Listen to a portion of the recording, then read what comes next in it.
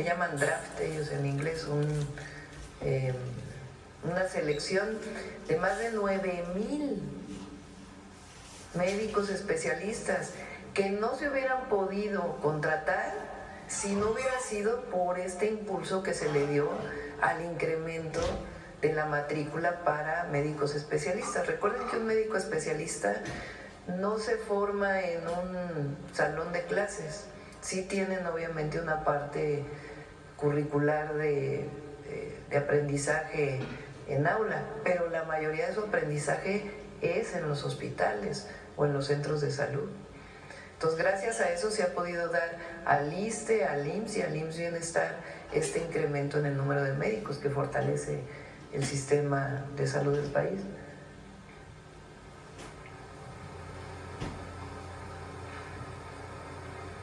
Bueno, ahí era otra gráfica, pero bueno, ahí se ve cómo se incrementó el número de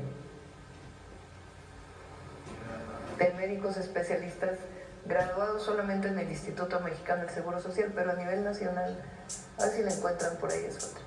Pero bueno, se duplicó el número de médicos especialistas que se están formando.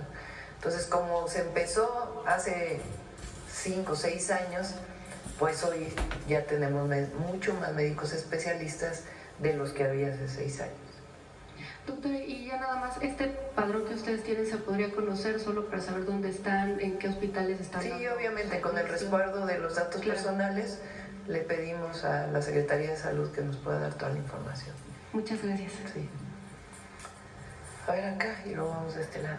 Buenos días, Presidenta. Luis Cova, de Exclusivas Puebla y Exclusivas MX. Preguntarle, el sábado estará en Tlaxcala en el marco del Día Mundial del Agua. Preguntarle el acercamiento con el Estado de Puebla, visitará el Estado, tendrá reunión con el gobernador Alejandro Armenta, y cómo va lo del río Atoyac. Buen día. Buen día, justo vamos al río Atoyac, pero nos toca ahora la parte de Tlaxcala. La gobernadora ha hecho un trabajo extraordinario, Lorena Cuellar, de no solamente mejorar con sistemas muy modernos las plantas de tratamiento, vamos a ir a inaugurar una, que es trabajo del gobierno del estado, sino un esquema para garantizar su operación junto con los municipios, que nosotros vamos a tomar de ahí esa experiencia para llevarla a muchos otros lugares del país. Y además va a haber una jornada masiva de limpieza del río, o sea, va a ser la conmemoración del Día Mundial del Medio Ambiente y vamos a estar ahí. Ahora no vamos a Puebla, solamente vamos a Tlaxcala. Ahí va a haber en Tlaxcala también una Universidad Rosario Castellanos, nos va a acompañar el director del Poli, porque ahí en Tlaxcala también nuestro objetivo es que haya otro campus del Instituto Politécnico Nacional, que es una petición de la gobernadora. Entonces ahora vamos a Tlaxcala. Este fin de semana, bueno, hoy vamos a Monterrey, vamos a ir a la toma de protesta y al informe anual de CAINTRA, que es la Organización de Empresarios de Monterrey, y vamos a aprovechar ahí para tener una reunión con todos los empresarios del acero para ver el tema de los aranceles en acero. Vamos a platicar con ellos. Recuerden que nosotros las acciones que vayamos a tomar dependen pues también de lo que vaya a plantear el gobierno de los Estados Unidos el 2 de abril, y lo haríamos de manera integral. El secretario Ebrard ha estado muy cerca de ellos, pero voy a aprovechar ahora también para reunirme personalmente. Ahí hay una empresa muy importante, hay varias empresas de acero y aluminio en Nuevo León, pero particularmente pues está Ternium, que es una de las empresas más importantes de acero. Entonces vamos a aprovechar para reunirnos con ellos. Eso es hoy. Mañana vamos a Oaxaca, a la conmemoración del 21 de marzo, natalicio de Benito Juárez. Vamos a Guelatao, vamos a aprovechar para caminar un poco el camino de Benito, que hizo el presidente López Obrador, que nos tocó inaugurarlo juntos. Y de ahí vamos a inaugurar el Hospital del Niño y la Mujer en Oaxaca. Y luego el sábado vamos a Hidalgo y Tlaxcala.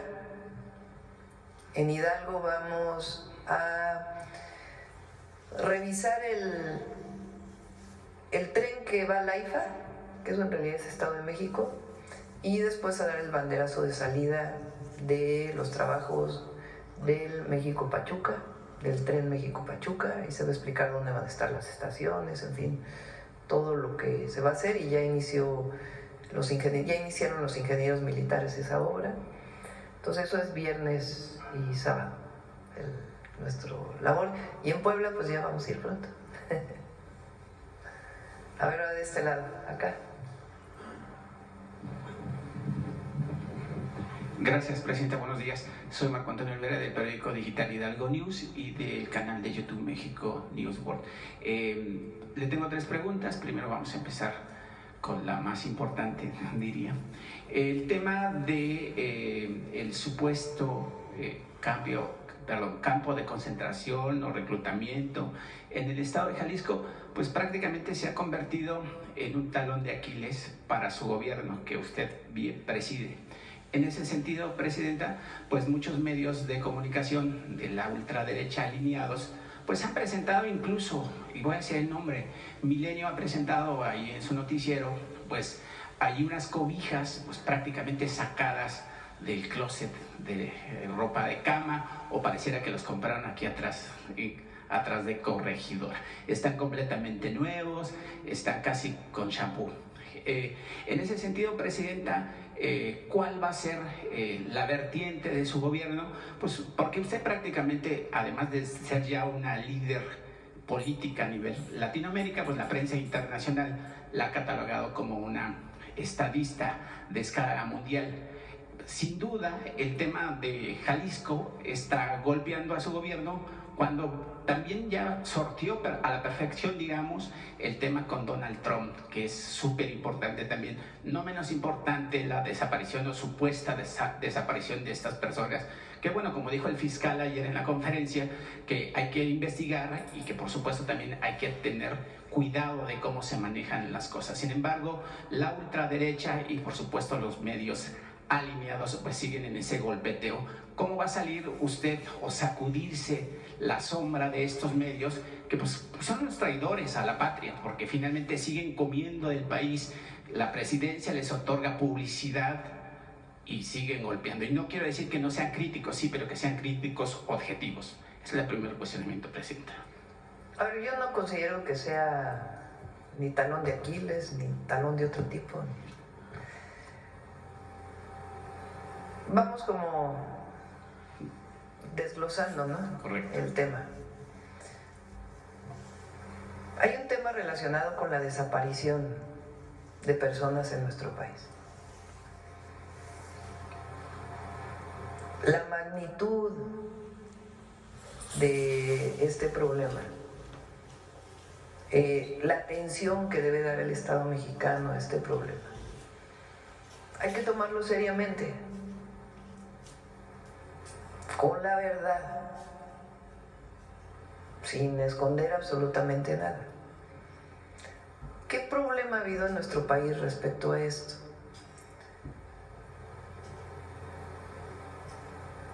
Para empezar, el número de personas desaparecidas o no localizadas. Que el sexenio pasado el presidente López Obrador lo que hizo fue una búsqueda intensa. Llegó a un número y nosotros estamos dándole seguimiento a la búsqueda. Es importante que se sepa que el número de personas desaparecidas en el país, que ya vamos a presentar los números nuevamente pronto, hay una parte que viene de carpetas de investigación, es decir, de información de la Fiscalía. Y hay otra parte que viene de otros reportes. Y eso es importante que la gente conozca, porque en el caso de otros reportes no necesariamente hay toda la información, y eso es lo que vamos a presentar muy pronto. Pero tenemos que decir la verdad, cuántas personas desaparecidas existen en la plataforma de la Comisión Nacional de Búsqueda y cuál es el origen de la información. Ese es un tema.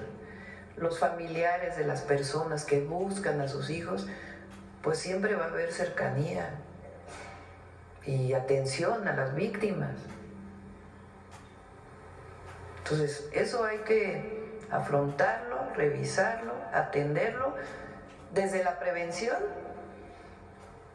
hasta dar con la verdad y que se haga justicia y que se encuentre a las personas. Por eso una carpeta de investigación, hasta que no se encuentre una persona en desaparición, nunca se cierra, porque no se puede cerrar y tiene que haber el trabajo por parte del Estado.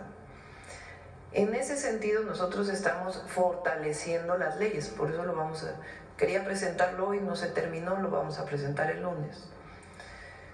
Porque tenemos que fortalecer todos los mecanismos disponibles para poder prevenir y atender la situación y atender a las víctimas. Ese es un tema. Ahora, de ahí han querido, uno. Segundo tema, Jalisco. Y el caso de este sitio que se encontró, que sin la información suficiente ya vino pues una información y una supuesta crítica al gobierno, porque la verdad es que tampoco es que tenga mucho impacto, ¿no? Y la campaña de nuevo de narcopresidenta, que ¿qué tiene que ver una cosa con la otra? Pues no sé. Nada. Pero bueno, entonces ese caso, a mí no conocía lo que iba a presentar el fiscal general de la República, ayer lo vi con todo cuidado. Y si se fijan, él dice, ¿en qué condiciones vamos a recibir el caso? Porque es muy importante, no es nada más que la Fiscalía General de la República atraiga una investigación, sino que la gente conozca cómo va a traer esa investigación, a partir de qué información se dio. Porque este caso viene desde septiembre del año pasado, que por primera vez entró a este predio. Entonces el fiscal lo que dijo es, bueno, ¿qué hizo la Fiscalía Estatal de entonces a la fecha y cómo reciben ellos el caso?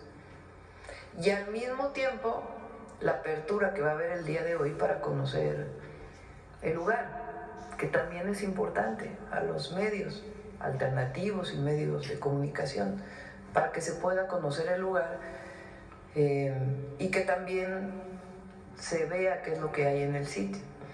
Y a partir de ahí una investigación profunda para saber si ahí hubo personas si hubo homicidios, si hubo muchas cosas que se han dicho en las redes, en los medios, en comentócratas, pero que haya evidencia científica.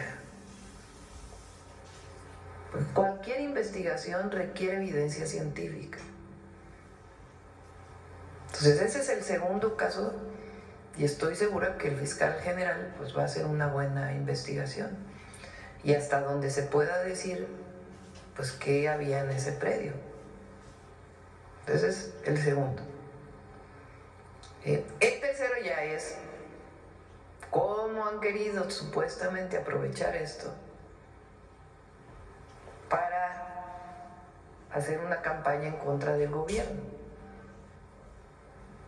Pero yo no lo veo, pues ya sabemos quiénes son. Claro que también hay que decirlo, a su tiempo. ¿Cómo fue que se fue construyendo esa historia? ¿Y quiénes fueron los que estuvieron diciendo cosas sin ninguna información? Lo vamos a presentar aquí en su tiempo. Pero tomamos en serio el tema de la desaparición, lo vamos en su justo término, la atención a las víctimas, el fortalecimiento de las leyes, que se clarifique, que se haga, que salga la verdad del tema de Jalisco y de este predio en particular, sin esconder nada, y el deslinde de responsabilidades, Y por otro lado, pues esta campaña que son los mismos. Si no es por esto, es por otro. Si no es por... Ahora ya dicen que hay más desapariciones que homicidios en el país. Ya vamos a presentar los números de carpetas de investigación. Entonces, sí, también hay que decirlo, porque es una responsabilidad de la presidenta y de esta mañanera del pueblo decir la verdad, pero también el derecho de réplica, porque no puede ser que haya una campaña en contra de nuestro gobierno y que nosotros no respondamos. Pues claro que hay que, por eso está el detector de mentiras, por eso informamos, y en este caso también lo vamos a hacer. De dónde fue que salió una versión, de qué dijo quién, cómo lo dijeron, acompañado con pruebas, con lo que va a hacer la fiscalía. Entonces, por eso digo, hay que poner todo en su justo término y vamos a seguir haciendo nuestro trabajo. Yo no tengo, digamos, ninguna duda en que estamos haciendo lo correcto. Y eso es lo que nos da la tranquilidad. Por supuesto que atendemos todo y estamos en todo, pero en el sentido de que no vamos, nosotros no somos los gobiernos del neoliberalismo, no somos el PRIAN, no somos el PRIAN. Nosotros nos comprometimos a no mentir, a no robar y a no traicionar al pueblo. Y así hasta el último día de mi mandato. Presidenta, y con respecto al gobernador Alfaro, todavía no terminaba su administración Alfaro cuando pues esto ya habían entrado a ese predio. Y seguramente el gobernador sabía del tema, o hizo caso omiso, o quiso tapar el sol con un dedo. Hoy el gobernador Alfaro se encuentra en España, donde pues obviamente pernoctan y disfrutan pues corruptos como Salinas, como Calderón, como Enrique Peña Nieto, con visas doradas donde pues, la corona española les permite vivir plácidamente, pues obviamente por el dinero que se robaron del México moderno, no conforme con lo de la corona española. En caso de, bueno, una vez de que se dé el reporte de la Fiscalía General de la República, si Alfaro es señalado como copartícipe, porque el que se omita una información también es cómplice en el tema de impartición de justicia, sobre todo un tema tan delicado como este. El gobernador también sería llamado a cuentas, pues digo, allá está con una inmunidad, porque pues no hay una extradición en España. Le corresponde a la Fiscalía. Ayer el fiscal dio un montón de datos de cómo no se siguieron todos los protocolos de investigación en la Fiscalía Estatal. Y las investigaciones a las autoridades pues las tiene que hacer la Fiscalía. Este no es un tema político. Algunos lo han querido hacer un tema político. Sí. Pero se van a quedar con las ganas. Porque este es un tema, todo es política, todo, pero no es politiquería. Entonces, si hay responsabilidades de funcionarios, los tiene que determinar la Fiscalía, municipales y, si el caso es estatales. Tiene que decirlo él, porque no es un asunto de que la presidenta diga que le mande decir al fiscal, oiga, investiga al exgobernador, pues no. Eso tiene que venir de la propia investigación de la Fiscalía si es que hay responsabilidades. Y por eso también qué bueno que el día de hoy, o sea, que el día de ayer se da esta información de manera muy, creo yo, muy responsable y con datos muy técnicos por parte del fiscal, la continuación y la información que vaya a dar la Fiscalía, y aparte nosotros la atención a la desaparición, decir con la verdad la magnitud, de dónde viene esa información, todas las modificaciones a las leyes. Segundo, caso Jalisco. Y tercero, esta campaña que ya demostramos en una parte. Dicen, ¿por qué le importa tanto a la presidenta informar sobre la cantidad de troles, bots que hay en las redes? Porque hay que informarlo. Si el objetivo de ellos es dañar al gobierno, nosotros tenemos que informar de ellos, de los adversarios que están en estas campañas, que muchas ni siquiera vienen de aquí, de nuestro país.